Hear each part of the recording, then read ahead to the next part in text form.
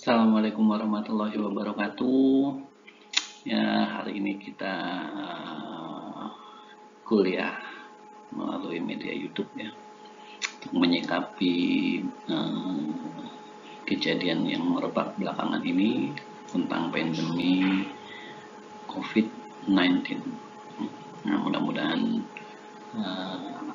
materi melalui YouTube ini juga bisa diterima dan dipelajari dengan baik. Oke, pada materi ini juga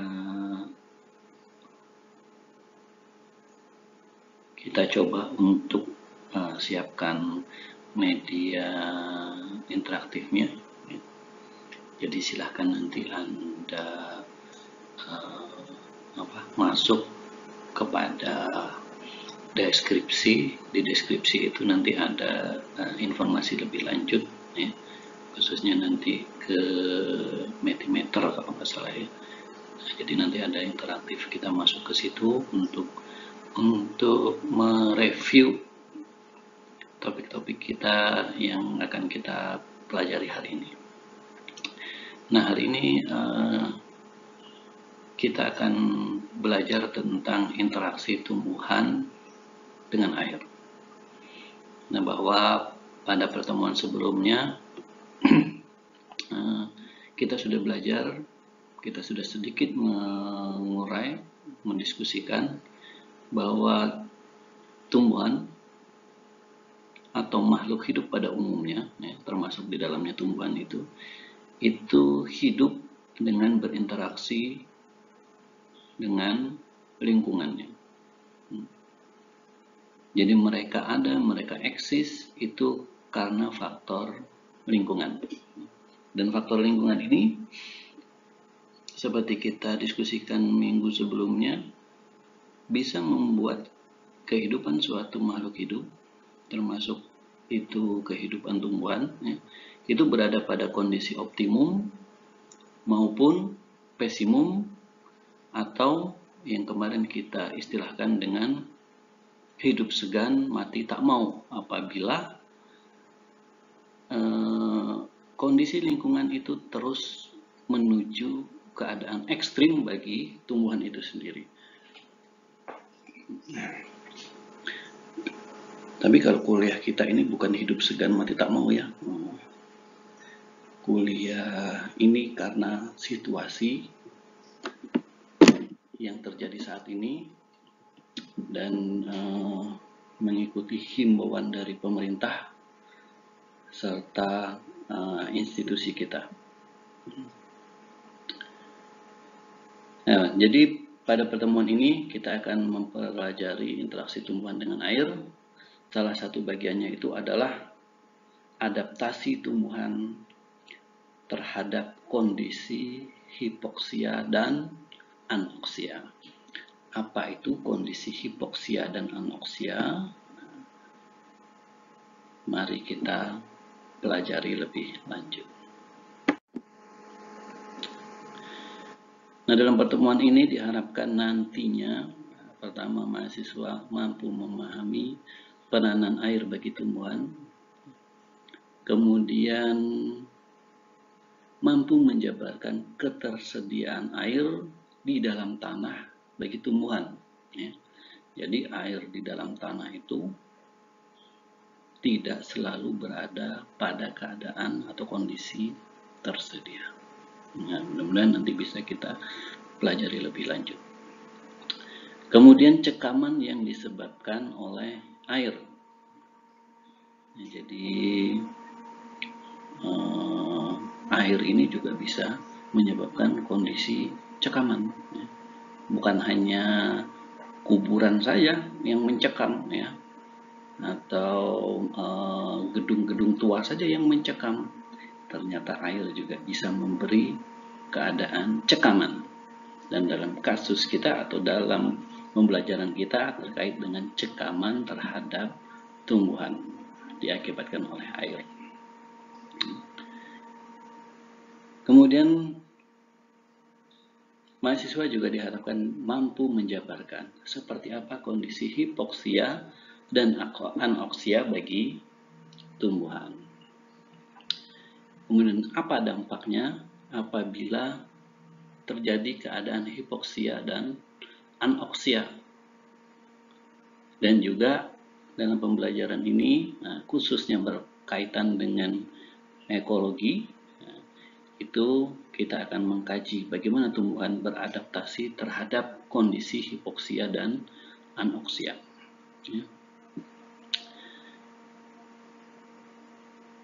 Adaptasi bisa terjadi atau bisa dilakukan secara fisiologi, secara anatomi maupun morfologinya.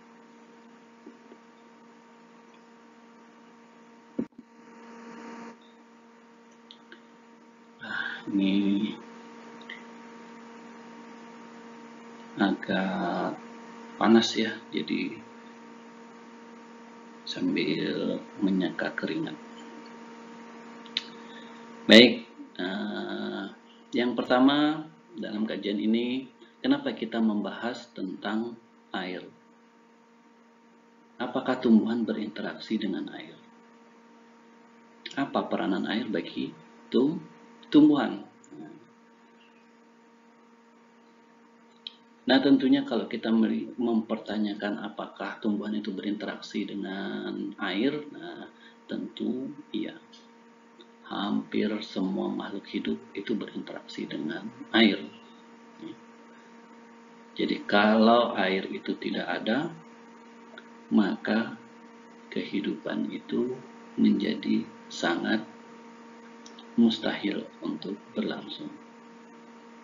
Wah, bagaimana dengan keadaan gurun yang gersang? Di gurun yang gersang pun, pada tempat-tempat tertentu itu juga terdapat air. Bukan berarti sepanjang gurun itu tidak ada tempat yang mengandung air. Dan tempat yang mengandung air inilah kita bisa menemukan tumbuhan hidup. Tapi kalau isinya itu pasir yang sangat tebal, nah maka di tempat itu kita akan kesulitan mendapatkan atau menemukan yang namanya makhluk hidup. Ya. Karena makhluk hidup pada prinsipnya memerlukan air. Nah, air memerankan peranan penting dalam kehidupan termasuk bagi tumbuhan. Apa saja peranannya? Ini pertama kita lihat bahwa air itu merupakan pengisi sel non-kayu. Sel yang bukan bagian kayu itu diisi oleh air. Berkisar 80 sampai 90%.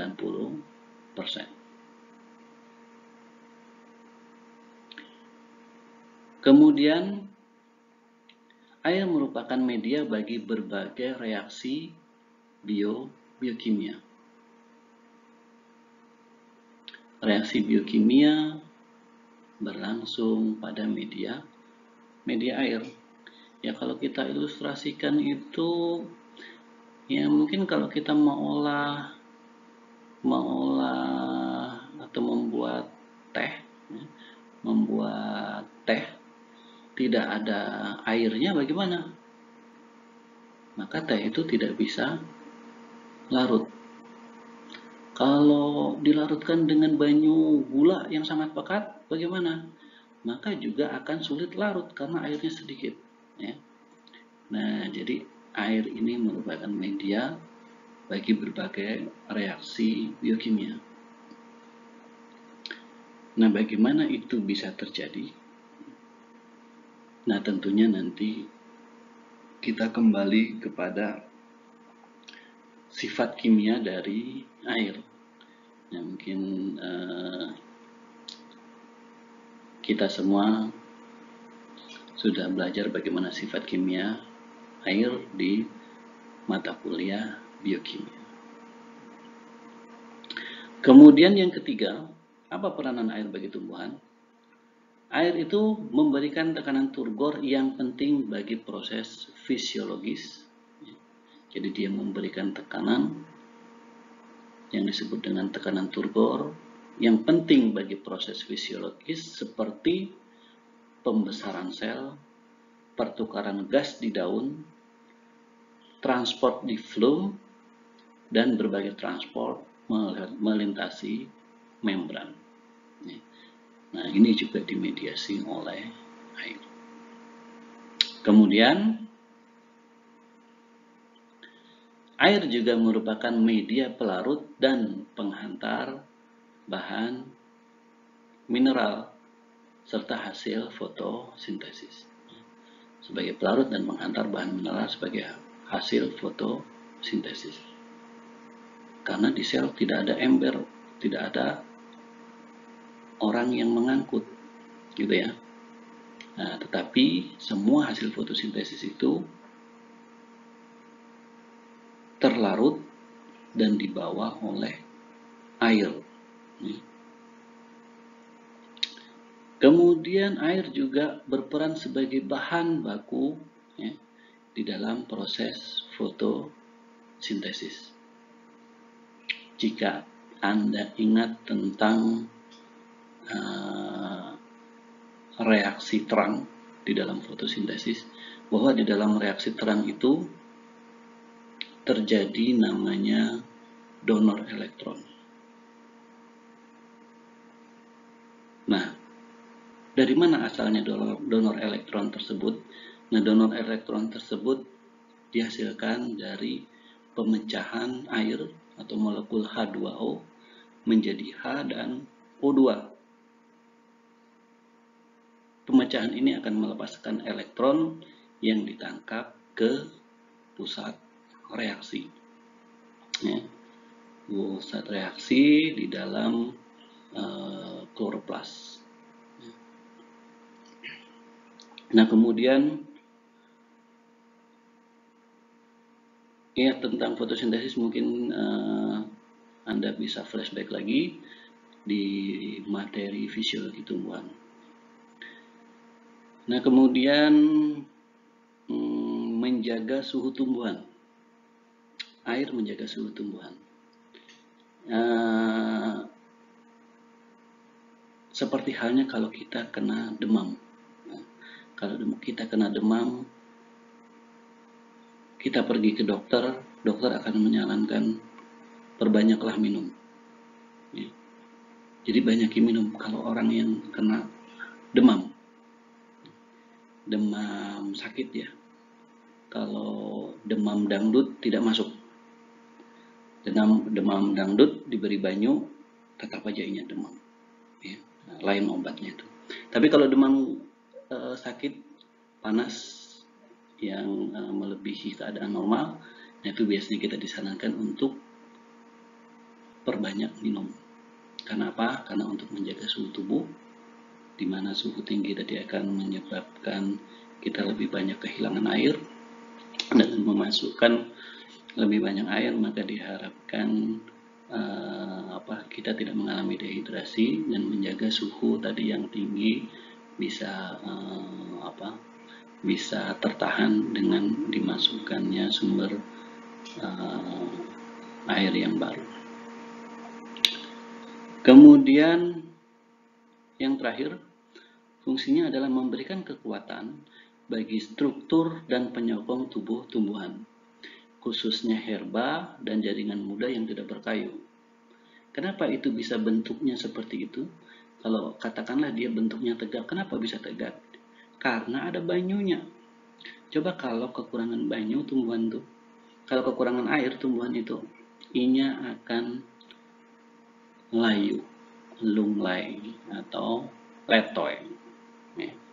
Tapi kalau banyunya cukup, pasti kuat. Nah, inilah yang disebut dengan memberikan kekuatan bagi struktur dan penyokong tubuh tumbuhan.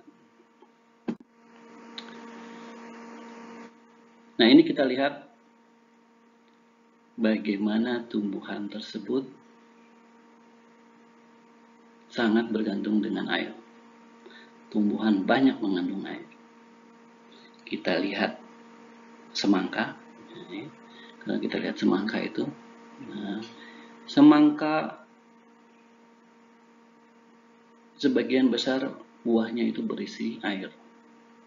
Jadi kalau kita keringkan menjadi keripik semangka, ini jadi hampul, jadi ringan. Karena saat dikeringkan, airnya dihilangkan, kadar airnya dikurangi. Ya.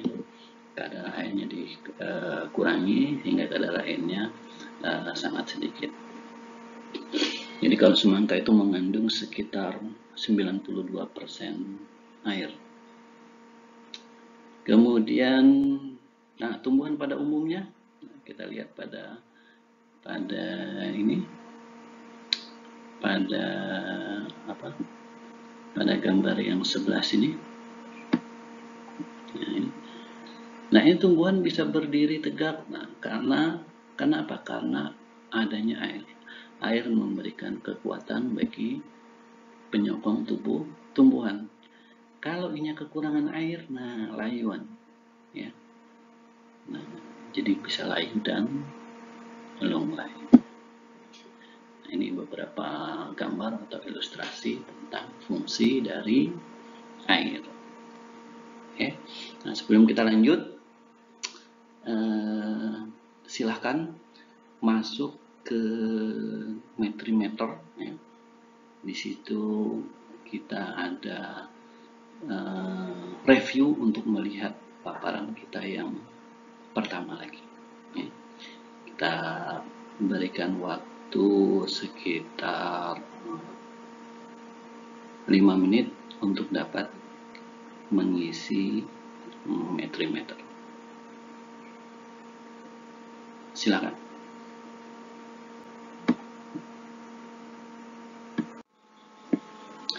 Oke, sudah ya, sudah bisa diisi. Mudah-mudahan Metrimeter bisa diisi. Nanti kita lihat hasilnya.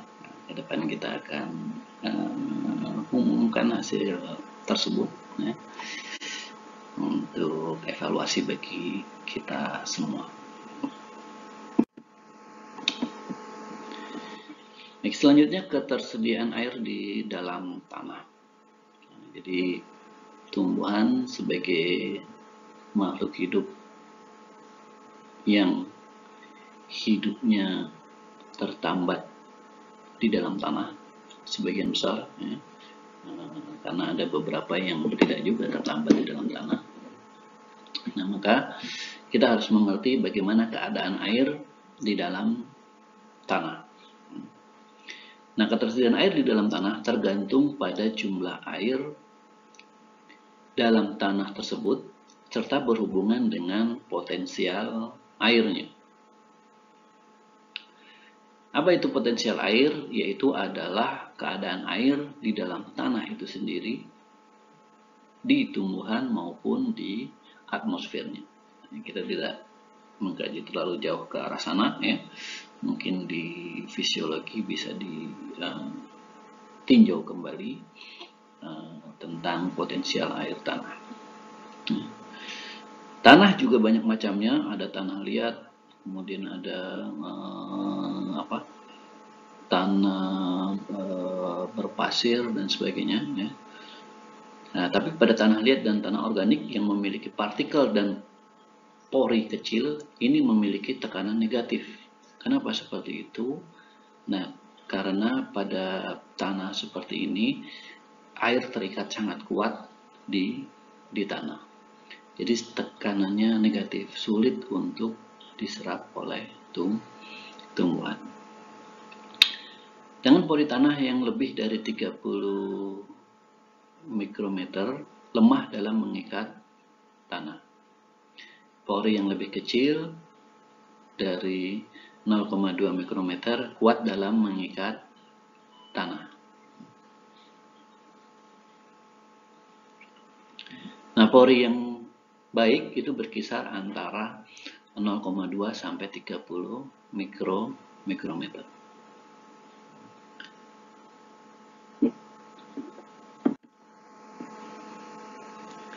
Ketersediaan air di dalam tanah terdiri dari kapasitas lapang, yaitu kandungan air setelah tanah diairi dan dikeringkan secara gravitasi. Jadi kalau dikeringkan secara gravitasi, tanah itu sudah tidak menetes lagi, maka itu adalah kapasitas lapang bagi air tersebut. Jadi setelah kita beri air jenuh ya, kemudian kita biarkan, kita keringkan sampai keadaan kering gravitasi, artinya tidak ada tetesan air yang jatuh lagi. Nah, ini yang disebut dengan kapasitas lapang.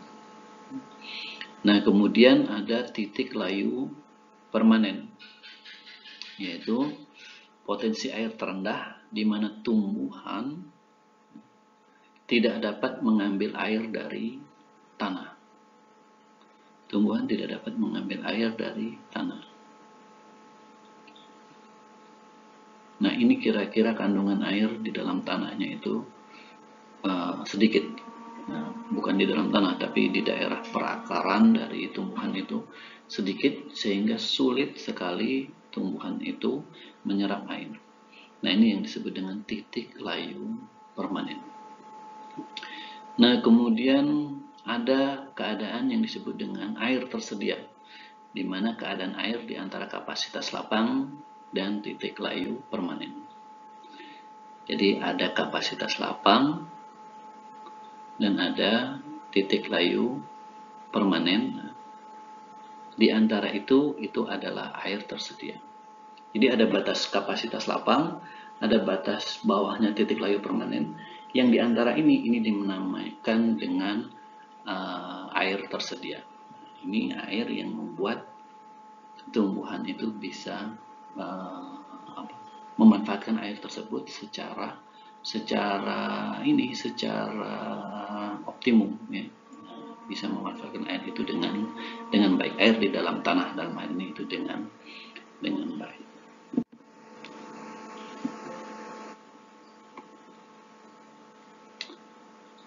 Nah, jika kita tadi melihat bahwa air sangat berperan bagi tumbuhan, maka keberadaan air itu bisa menyebabkan cekaman pada tumbuhan, atau yang disebut dengan cekaman yang diakibatkan oleh air. Cekaman yang diakibatkan oleh air atau stres akibat air. Tanah yang umumnya terdiri dari 4 komponen, yaitu partikel tanah, air, udara, maupun makhluk hidup. Keadaannya bisa bermacam-macam. Partikel tanah mungkin tetap, tapi air, udara, maupun makhluk hidup yang ada di dalam tanah tersebut atau di sekitar perakaran, nah ini bisa bermacam-macam. Ya. Bisa jadi airnya banyak, udaranya sedikit, makhluk hidupnya banyak ataupun sedikit. Nah, dalam ini makhluk hidupnya bisa berupa mikroorganisme ataupun mikrofauna ya. Kalau badak kira-kira nggak ada di dalam tanah yang di daerah perakaran itu ya. Nah, jadi yang kira-kira yang kecil-kecil ini. Pemberian air yang melebihi kapasitas lapang membuat udara di dalam tanah hanya tersisa sekitar 10-30%. Jadi kalau air melebihi kapasitas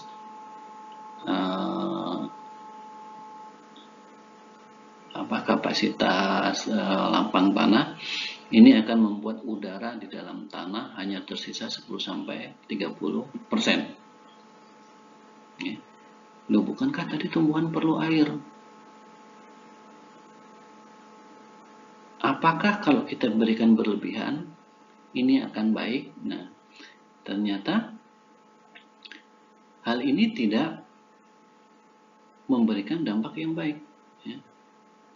Bila air melebihi kapasitas lapang secara terus-menerus, maka menyebabkan udara di dalam tanah akan habis atau terlarut dalam air sehingga dapat menyebabkan cekaman yang disebut hipoksia maupun anoksia.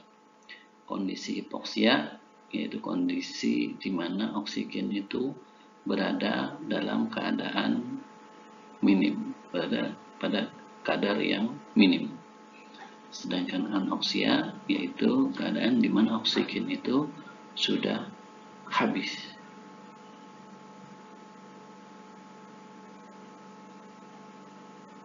Nah, lalu terkait dengan keberadaan oksigen tadi, apa pengaruhnya? Apakah tumbuhan itu memerlukan oksigen? Jika iya, coba Anda tuliskan komentar pada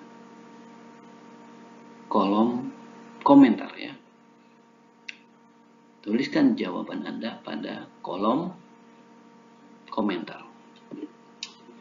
Apakah tumbuhan memerlukan oksigen? Karena dikatakan dalam pernyataan ini, jika air berlebihan dapat menyebabkan cekaman hipoksia, cekaman kekurangan oksigen maupun anoksia.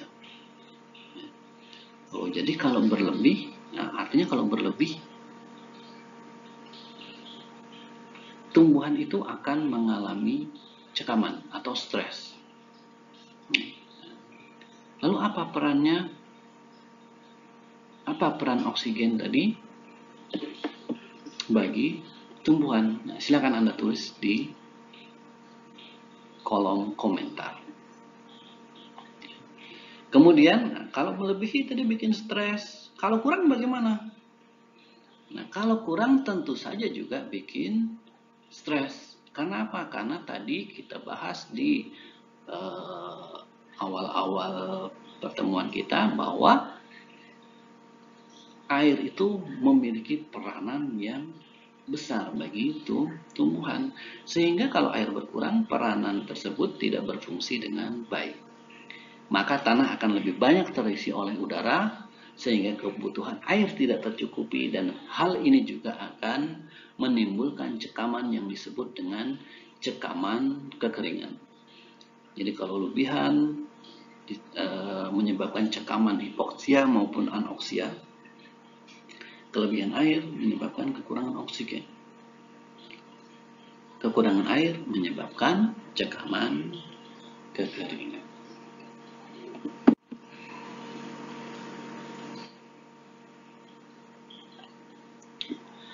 Dalam keadaan cekaman air, beberapa gen spesifik akan dibangkitkan seperti gen produk pelindung struktur sel dan gen sinyal transduksi.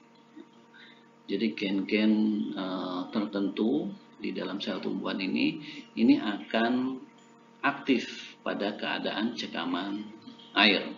Apakah itu cekaman hipoksia, cekaman akibat kelebihan air, maupun cekaman kekeringan, cekaman akibat kekurangan air.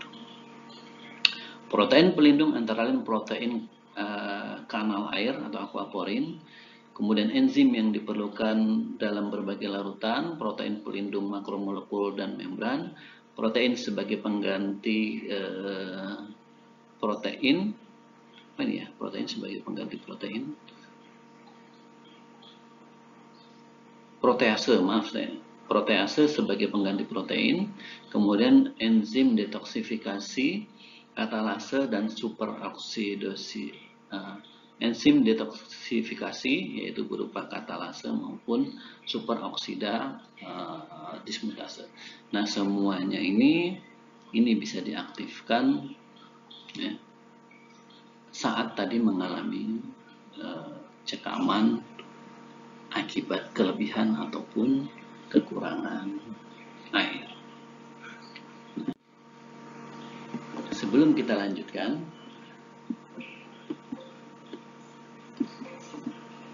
silahkan Anda masuk lagi kepada Mentimeter, Mentimeter.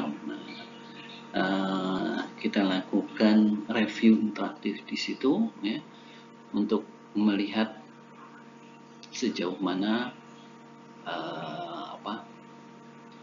tanggapan terhadap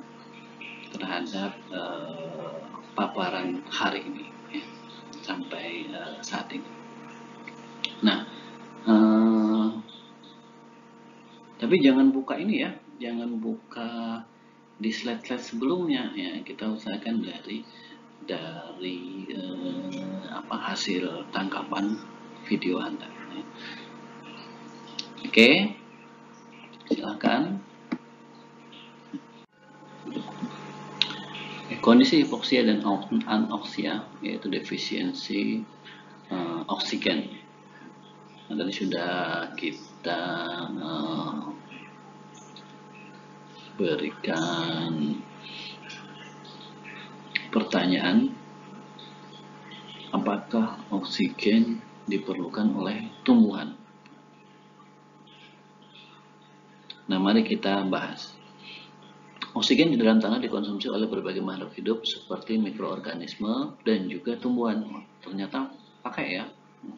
Oksigen itu juga memakai atau menggunakan, tumbuhan itu juga menggunakan oksigen di dalam metabolismenya. Untuk apa prosesnya? Oke, nanti kita lihat. Air yang menggenangi tanah dalam waktu yang lama akan mencegah aliran udara dari atmosfer sehingga udara kelamaan dapat habis atau larut dalam air. Nah, jadi kalau ibaratnya itu ibaratnya itu sebuah gelas ya. Sebuah gelas, kalau gelas itu kosong maka isinya adalah udara, termasuk di dalamnya ada oksigen. Tapi saat gelas itu kita isi dengan air, maka udara tadi akan menjadi berkurang atau berpindah tempat karena gelasnya tadi terisi oleh air.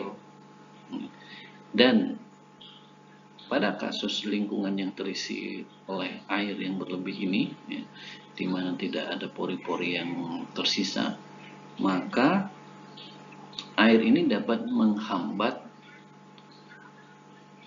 aliran udara dari atmosfer ke dalam tanah, sehingga udara di dalam tanah lama-kelamaan akan larut ataupun habis oleh aktivitas mikroorganisme maupun tumbuhan itu sendiri.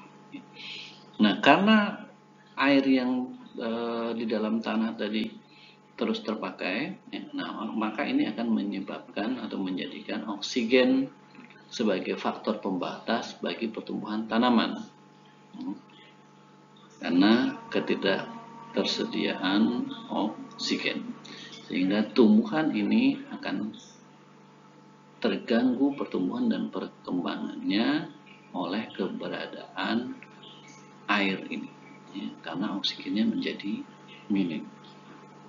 Nah, keadaan oksigen di dalam tanah ini bisa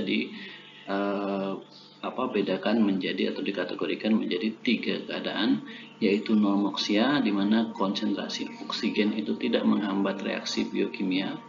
Kemudian hipoksia, di mana konsentrasi oksigen ini menghambat kerja mitokondria dalam sintesis ATP, ya, atau kondisi oksigen terbatas. Nah, ini sudah menghambat kerja mitokondria.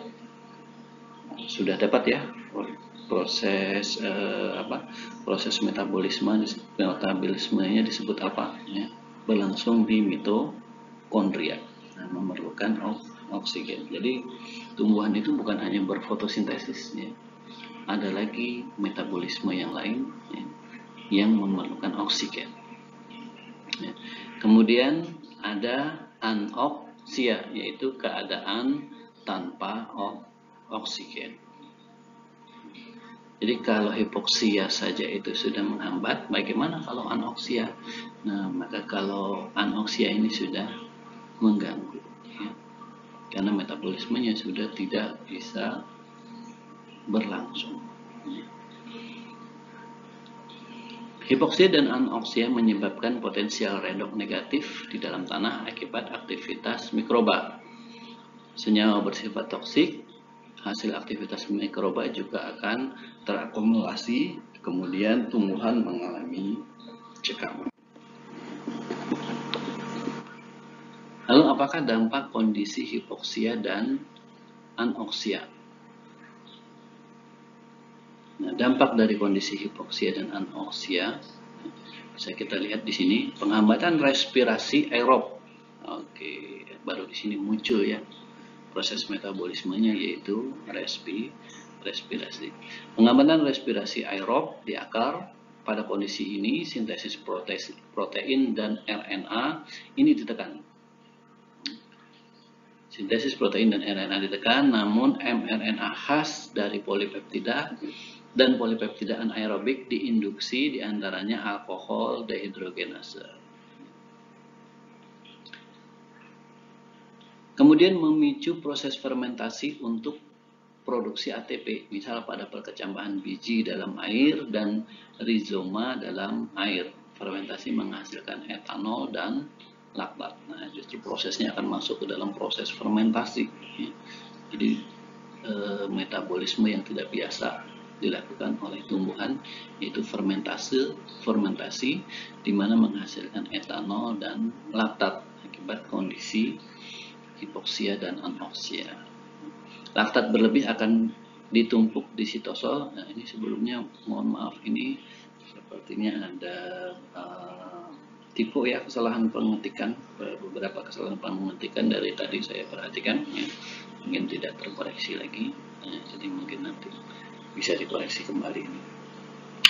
Jadi laktat berlebih akan ditumpuk di sitosol dan menurunkan pH, menghambat laktat dehidrogenase dan mengaktifkan enzim awal fermentasi etanol pirufat dekarboksilase. Mengaktifkan enzim awal dari proses fermentasi. Nah, jadi akibat tadi akibat tadi kondisi hipoksia dan anoksia, ini akan mengaktifkan enzim awal fermentasi, yaitu fermentasi etanol, yaitu pirufat dekarboksilase.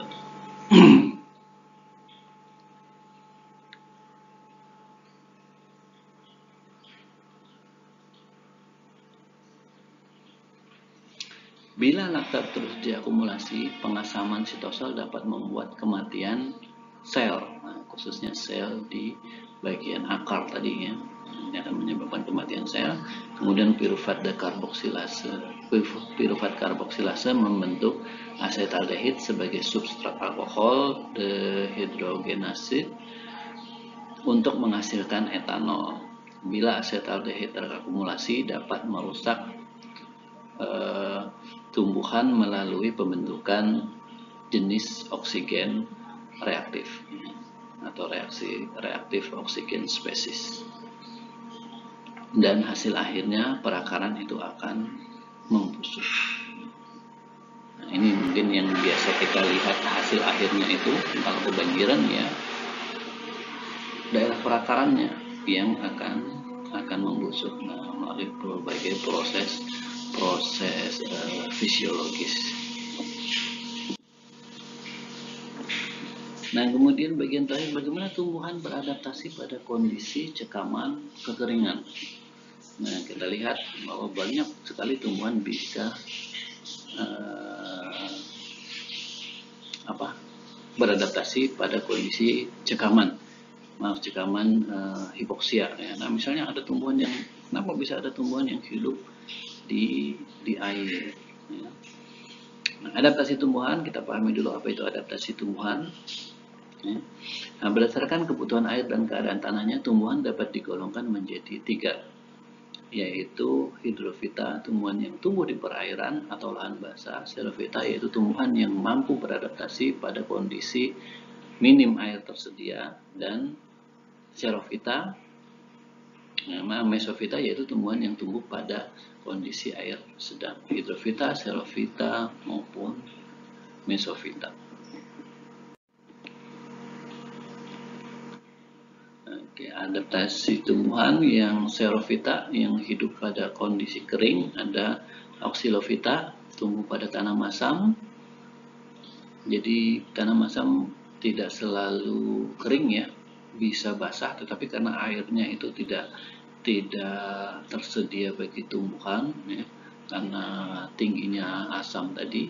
Nah, maka tidak semua tumbuhan bisa hidup di kondisi tanah masam ya. Tumbuhan yang hidup di tanah masam ini disebut oxylophyta. Kemudian halophyta, tumbuh pada daerah berkeram tinggi. airnya bisa jadi banyak, tapi karena garamnya tinggi, nah ini juga mengganggu ketersediaan airnya tadi. Kemudian Lithophita tumbuh pada bebatuan, Psammophyta tumbuh pada pasir dan kerikil, Chersophyta tumbuh pada lingkungan limbah, kemudian Eremiphyta tumbuh pada gurun, Psicophyta tumbuh di lingkungan dingin, dan Xylophyta tumbuh di savana, serta Sclerophyta tumbuhan yang tumbuh pada hutan dan semak. Kemudian ada kelompok tumbuhan hidrofita. Tumbuhan hidrofita ini ini juga ada beberapa macamnya. Nah, hidrofita ini adalah tumbuhan yang hidup di air. Ini beberapa contohnya. Mungkin kita biasa melihat apu-apu, atau biasa disebut dengan kayapu. Kemudian ada ejek gondok, kemudian ada pisang air.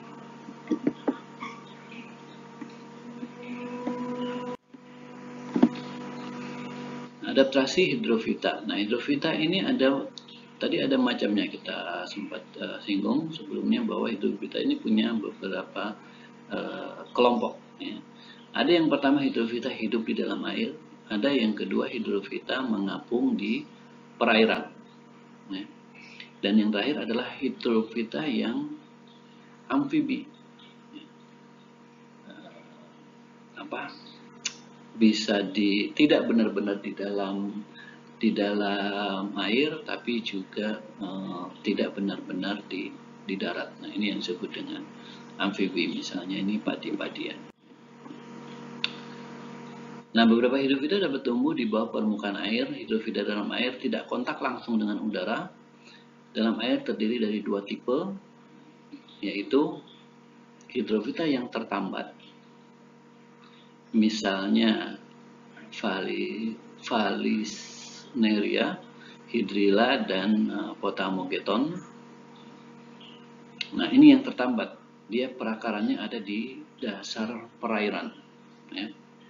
Dan seluruh tubuhnya juga berada di dasar perairan. Kemudian yang hidrofita melayang, ya, misalnya Utricularia dan Ceratophilum. Nah, ini melayang di perairan, dia tidak tertambat. Jadi yang di dalam air ada dua macam, perakarannya terlambat atau yang dia melayang tidak tertambat. Kemudian ada hidrofita mengapung. Nah, ini hidrofita yang dapat tumbuh mengapung di permukaan air, tumbuh kontak langsung dengan air dan udara. Nah, jadi tumbuhan yang kontak langsung dengan air dan udara. Jadi ada bagian yang di dalam air, tapi ada yang bagian di udara. Perakarannya dapat tertambat maupun tidak tertambat. Ya. Ada akarnya tertambat di dalam tanah, tapi bagian yang lainnya dia tumbuh keluar dari perairan.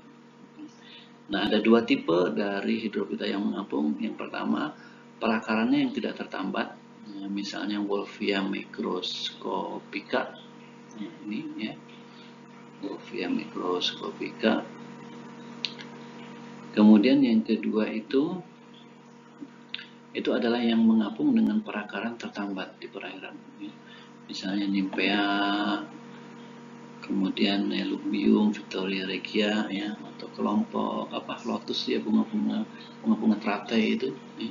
Jadi akarnya ada di dalam air, tertambat di dasar perairan, tapi dia bagian tubuh lainnya keluar muncul ke permukaan.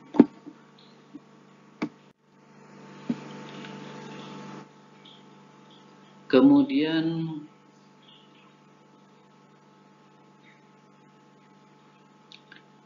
yang ketiga itu adalah hidrofita amfibi, yaitu hidrofita yang beradaptasi pada keadaan terestrial maupun akuatik, tumbuh dengan baik pada perairan dangkal maupun tanah yang berlumpur. Jadi tidak benar-benar terendam, tapi tidak benar-benar kering. Misalnya padi sawah, ya, kemudian ada Marsilea dan Sagittaria.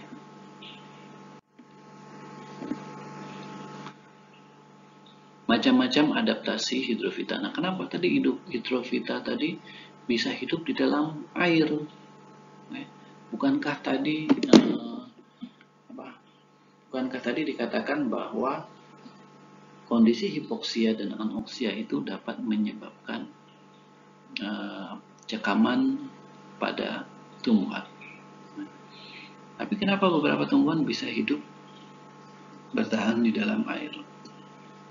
Nah, ini beberapa tumbuhan hidup dan bertahan di dalam air karena kemampuan mereka beradaptasi secara fisiologis, secara anatomi maupun secara morfologi. Nah, seperti apakah adaptasi fisiologisnya? Misalnya konsentrasi osmotik getah yang rendah. Jadi konsentrasi osmotik dari getahnya itu yang rendah, jadi dia sangat cair. Kemudian konsentrasi osmotik sama dengan atau sedikit lebih tinggi dari air di lingkungannya. Kemudian nutrisi diserap melalui seluruh bagian tubuh tumbuhan, khususnya tadi yang yang tenggelam ya, yang tenggelam di dasar perairan. Ya. Nah, ini dia bisa menyerap nutrisi melalui seluruh bagian tubuh. Kemudian bisa mempertukarkan gas di seluruh bagian tubuh tumbuhan. Kemudian oksigen yang dihasilkan dari proses fotosintesis ditahan di ruang udara. Nah, sehingga oksigen itu sendiri langsung dipakai, tidak dilepas. Dari mana oksigen tadi? Kan tadi sebelumnya kita bahas bahwa salah satu peran air itu adalah sebagai komponen dalam proses fotosintesis. Nah, hasilnya apa? Hasilnya dia akan memecah menjadi H dan O2. Ya. H dan O2, jadi menghasilkan oksigen serta melepaskan elektron ya, sebagai pendonor elektron yang nanti diteruskan dalam proses rantai transport elektron itu, reaksi terang. Nah, kemudian oksigen di atas akan digunakan pada metabolisme yang memerlukan. Jadi oksigen yang ditahan di dalam ruang udara tadi, misalnya kalau kita lihat Hydrilla verticillata itu ya, Hydrilla verticillata, kalau kita potong batangnya itu ternyata tengahnya itu adalah berupa rongga. Nah, di rongga itulah oksigen tertampung. Jadi Hydrilla verticillata ini bisa digunakan untuk praktikum fotosintesis. Jadi kalau kita potong bagian tengahnya, kemudian kita letakkan pada keadaan yang bercahaya maupun tidak bercahaya, akan terlihat itu bagaimana proses fotosintesis itu berlangsung, dan salah satu indikator hasil fotosintesis itu adalah pembentukan gelembung oksigen. Nah, itu bisa keluar dari batang yang berongga dari Hydrilla verticillata. Semakin dia ditempatkan di tempat yang terang tadi atau terpapar matahari tadi, maka produksi gasnya tadi atau proses fotosintesisnya tadi akan berlangsung semakin tinggi. Kemudian hidrofita mengapung mengalami transpirasi yang tinggi. Hidrofita yang mengapung itu untuk mendinginkan suhu tubuhnya, dia melakukan transpirasinya tinggi. Dan sel mucilek memproduksi lendir mencegah pembusukan di dalam air. Jadi sebagian tumbuhan air ini dia berlendir tadi ya. Nah, ini fungsinya itu untuk mencegah pembusukan di dalam air tadi. Jadi meskipun bagian tumbuhannya tadi banyak terendam di dalam air, ternyata dengan adanya pembentukan lendir ini dia mencegah atau melindungi dari pembusukan. Kemudian yang kedua, adaptasi anatomi dari hidrofita. Ada beberapa cara yang dilakukan oleh tumbuhan dalam rangka adaptasi anatomi. Yang pertama itu mengurangi struktur pelindung. Yang kedua meningkatkan aerasi. Kemudian yang ketiga mengurangi jaringan penyokong atau mekanis. Yang keempat mengurangi jaringan pembuluh. Nah, ini semua merupakan adaptasi anatomi. Struktur pelindungnya tidak banyak, kemudian aerasinya ditingkatkan, kemudian jaringan penyokong atau mekanis juga ditingkatkan, dikurangi dan mengurangi jaringan pembuluh. Nah, ini untuk struktur pelindung. Kutikula umumnya tidak ditemukan pada hidrofita dalam air, pada bagian aerial masih ditemukan tipis. Jadi yang hidrofita sebagian muncul di udara tadi. Nah, ini ada kutikula tapi tipis. Kemudian epidermis tidak berperan sebagai lapisan pelindung. Sel epidermis mengandung kloroplas. Jadi epidermis atau kulit luarnya ini dia berfotosintesis. Sel epidermis dapat menyerap air dan nutrisi. Kemudian hipodermis tidak begitu berkembang sehingga dinding sel dan juga dinding selnya ini tipis. Kemudian meningkatkan aerasi. Stomata tidak ditemukan pada hidrofita dalam air. Stomata salah satu fungsinya itu pertukaran gas. Kemudian beberapa memiliki stomata vestigial. Pertukaran gas dilakukan melalui dinding sel. Kemudian pada hidrofita mengapung, stomata terbatas pada bagian epidermis atas. Kemudian aerenkim berkembang dengan baik pada hidrofita dalam air dan ruang udara diisi oleh gas metabolisme dan kelembaban. Ya. Diisi oleh gas metabolisme dan kelembaban.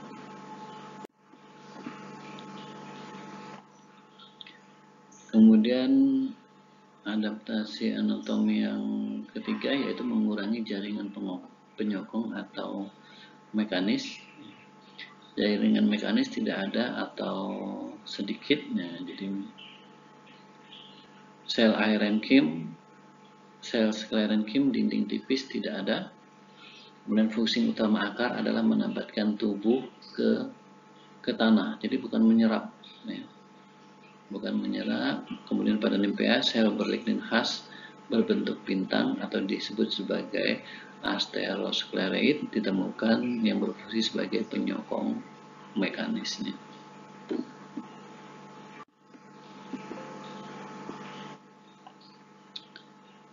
Kemudian mengurangi jaringan pembuluh, tidak banyak berkembang, penyerapan air dan mineral dilakukan langsung dari permukaan hidrofita, kemudian tidak memerlukan banyak jaringan penghubung, silem tereduksi hingga tidak berkembang.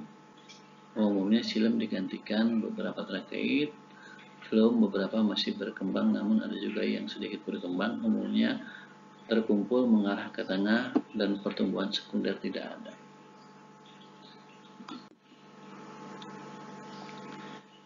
Dan yang terakhir adalah adaptasi morfologinya.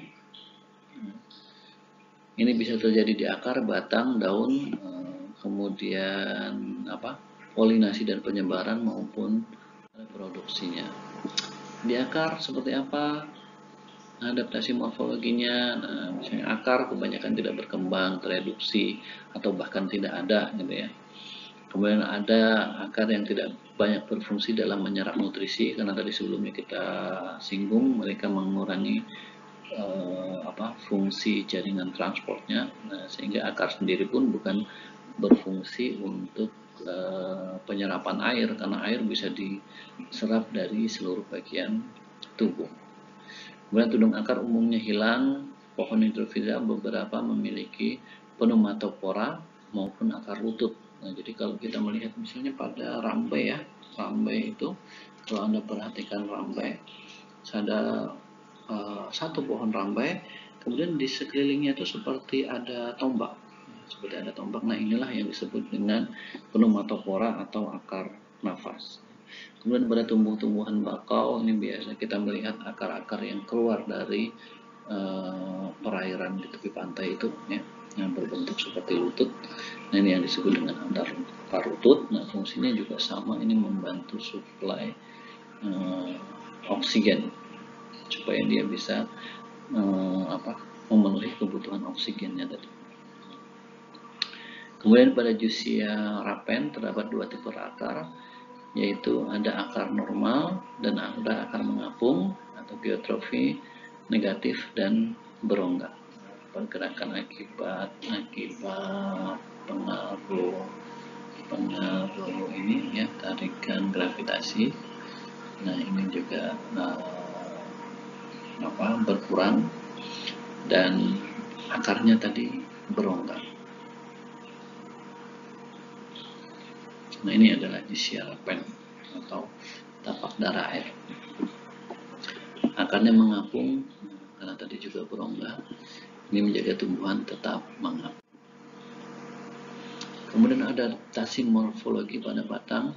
Batangnya berwarna hijau, teksturnya lembut, beberapa berupa rempang maupun sulur, ya, jadi tidak batang berkayu yang umumnya. Nah, berwarna hijau, dia batangnya bisa berfotosintesis juga, teksturnya lembut karena tadi mengurangi jaringan mekanis, ya, jaringan penyambungan jaringan mekanis. Kemudian adaptasi morfologi pada daun, nah, itu kita mengapung, daun panjang, bundar, hijau, tipis maupun halus, permukaan akar terekspos, permukaan atas terekspos ke udara, permukaan bawah menyentuh air. Teratai memiliki pertumbuhan petiola panjang membawa helai daun untuk mengapung. Kemudian heterofili, beda morfologi ditemukan di beberapa hidrofita. Daun dalam air itu memanjang, tapi daun yang mengapung itu atau daun air dalamnya itu bundar. Kemudian daun mengapung halus dan berlilin sebagai perlindungan kimia dan fisik. Beberapa daun juga berongga. Kemudian adaptasi morfologi di bidang polinasi, dispersi, dan reproduksi pada tumbuhan hipoksia, tumbuhan air, hidrofita. Nah, ini ada polinasinya, dia dibantu polinasi dan penyebarannya ini dibantu air karena hidupnya di dalam air. Nah, ini juga polinasi maupun penyebarannya juga dibantu air, tidak bereproduksi secara vegetatif.